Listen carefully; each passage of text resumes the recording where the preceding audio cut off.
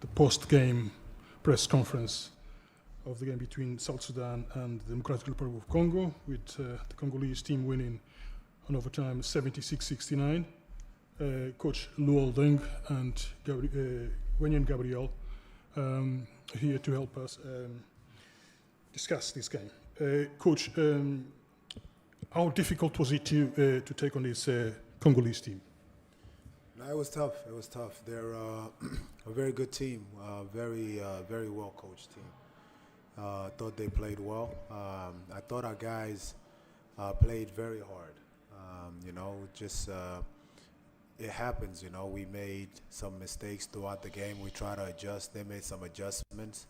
At the end of the day, you can't win every game, but we're still proud of the effort and how hard we play. So we'll take that as a learning lesson and try to, we'll see them again next time. So we'll try to prepare.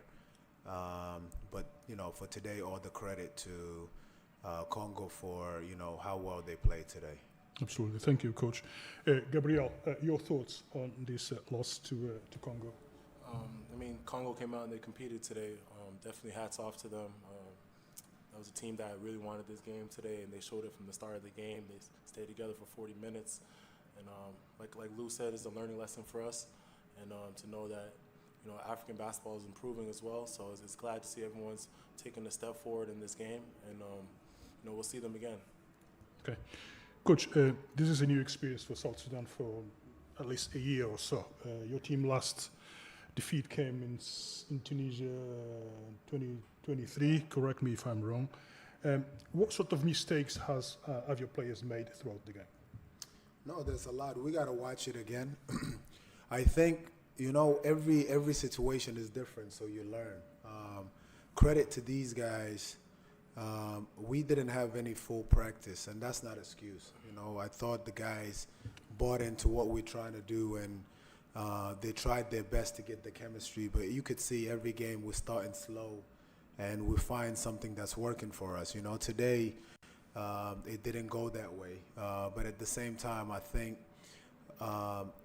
especially when we put team on bonus and fouls, I just like for the game to be consistent. I think we got 3 or 4 touch fouls.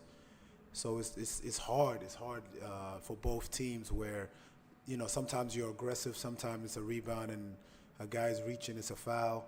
So it changes the nature of the game. But I don't think that's where the game won and lost. I just really thought that Congo executed and played really well today, and I give them all the credit. Absolutely. Gabriel, Coach Luol just said, there's some mistakes and you have a new team, new players. You didn't practice much. What is the mood in the locker room at the moment after this loss? We're keeping a forward mindset. We're taking this as a learning lesson, and like Coach said, we haven't been together, this specific group, through all these different practices together. So we know that there's going to be another window. There's games in the future. We're not beating ourselves up too much. And like Coach said, we're giving credit to the other team because they definitely play really well. And it's a challenge to us to make sure we come in with the right mindset during the next window. Fantastic. Oof. So this game was epic. So Congo DR gave South Sudan their first L. And this game made it 76-69. And this game was decided in overtime. And Congo DR just took over in overtime with 12 points. And both teams are holding serve pretty well. South Sudan had a very good start with a 21-point first quarter. But the scoring productivity just took a nosedive in the second quarter. And in the third, it was just a defensive affair in there. So South Sudan just suffered their first loss. And you could even tell the body language of Luol Deng and Wenyan Gabriel in the post-game presser. They just didn't want to be there. And this is not even a knock at them because, number one, anything can happen in basketball. Basketball, one team has to win, one team has to lose. And South Sudan, they just didn't look as aggressive. And they made a couple of mistakes in there. And it wasn't looking good at all. And even in the previous 2 games that we've talked about, you can see that their 3-point shooting was good. They shot about 38 or 39%. But in this one, the real reason as to why South Sudan lost is their 3-point shooting, because out of 21 attempts, only 2 went in. So they're really, really struggling. Kwani was not hitting threes. I mean, Noi was not hitting threes. Junior Maduro was not hitting anything. And Nuniomot, he came out cold with a 9-point game in 37 minutes played. The man played virtually the whole game, but couldn't do anything. And couldn't get anything going. And it was not more of team basketball. And I must say, I think that the whole dominance went through their head, because prior to even these games happening, I saw a video making its rounds, and quite frankly, South Sudan were just, on cloud nine, and they never thought that they were gonna lose. And that player, man, I must say, the man jinxed it, because this was a game that looked so winnable, because the last time we saw South Sudan dominate, they never lost a game. Even they played against Congo DR in 2022 when they played in the FIBA World Cup qualifiers. So this is not like a game that people would have doubted, like South Sudan like playing. But even in the post game, one thing I picked up was the South Sudanese team. They didn't have like a lot of preparation going into this tournament. But this is not an excuse, because in the 2 games that they played back to back, they played well. So this was just like a mental test in this third game, and Congo DR just came out to the task, and they just struck when it was hot. And the interesting fact is, both teams were 2-0 at the time, and somebody's 0 had to go, and South Sudan. It was that time that it just happened. It just happened, but this doesn't write off anything that they have done, because they have done so much. And to close it, and just to close out the AFROBASKET with a 2-1 record in their second window, just waiting to see what they're going to do in the third window, because when that window opens, they're going to be ready, and a lot of things are just going to go into play. But that 3-point shooting is what killed them, because had they knocked down at least 40% of their threes, this game would not have been close, and South Sudan would have at least went away with the game, because Noni Omot only attempted 1 3 and he didn't go in, and it's just countable. Only Junior Madut and Deng Angok Yang Deng, they're the only people that were able to make the only 2 threes of the whole game. Other guys are just shooting, and nothing was hitting, and nothing was going on, and that was actually quite embarrassing. Even going to the line didn't go that much. Congo DR just shot at 76% clip, but also Congo DR really, really struggled with out of 27 attempts, only 5 threes went in. So that was actually a very good thing for both teams. You're seeing like both teams are defending the perimeter pretty well, but this is a game that nobody would have thought that it was gonna be close, because from the previous 2 games I've seen South Sudan play, I was expecting them to just go ahead and just blow them out.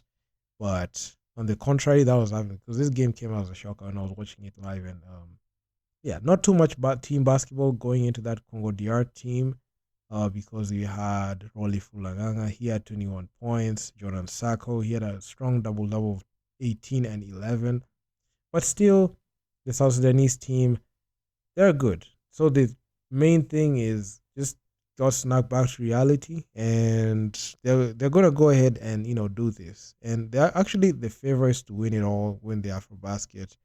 And I still ride for the team, because I feel like this is just a flash knockdown, and they just need to dust up and just go in. So it's different from when they lost, if they had lost games. But given what they have right now, and given the new roster that assembled, because this roster is different from the one that they played in the Olympics, because in the Olympic roster I saw they had different players, but in this one only a few recognizable faces: Winning Gabriel, Nuni Omot, and Jackson McCoy, if I'm not wrong. Because those are the other guys. They came in, and I can say in the first time in a long time I'm seeing these guys. Maybe they have been there, but I've not paid attention to too much like that. But it is what it is. So South Sudan, nothing's lost because it's a 2-1 record. They still have a winning record. They still have 3 more games to play, and they're still showing to go ahead and qualify for the AFROBASKET. So this is not a shocker to me.